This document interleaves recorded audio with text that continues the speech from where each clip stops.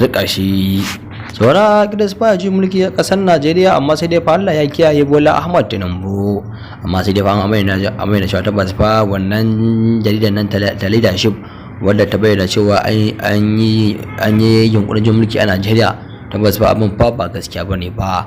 Amma sai dai fa al'umma da dama Najeriya suna da fata da kuma addu'a Allah ya sa Bola Ahmad Tinubu jin mulki sakamakon kalan mulkin kama kai da yake musu mara adalci. Tabbas fa al'umma sun matukar gajiya da kasar da kuma da mulkin Bola Ahmad Tinubu.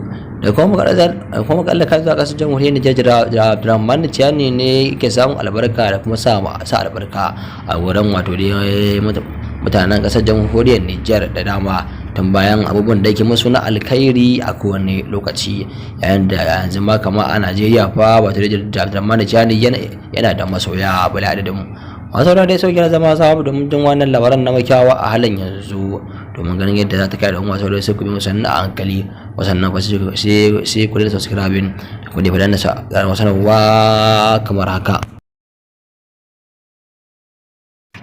To madalla, yanzu kuma labaran namu za su dora. Shugaban kasar jamhuriyar Nijar Brigadier Abdurrahman Tiyani mai kan kwariya yanzu dai tabbas bayan Nijar ba sa su ma su ga an ci an dawo mulkin farar hula, tun bayan da suke samun matakar goyon baya da kuma da jajircewa da kuma da ƙara samun rage kan abinci.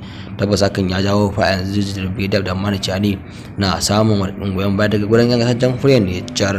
A Najeriya kuma saura kidas fa Bola Ahmad Tinubu mulki Allah ya kiyaye, amma sai dai tabbas fa wato dai an kadaita wannan dai jarida da nan ta yi da shi wadda ta bayyana cewa tabbas fa saura kidas Bola Ahmad Tinubu mulki kuma Allah ya kiyaye.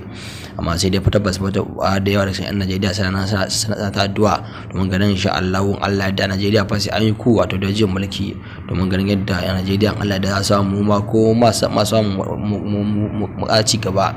Wazara dai sai mu ta lafiya kuma da sada mu da alkhairin sa, amin sun mu amin, mu ta lafiya.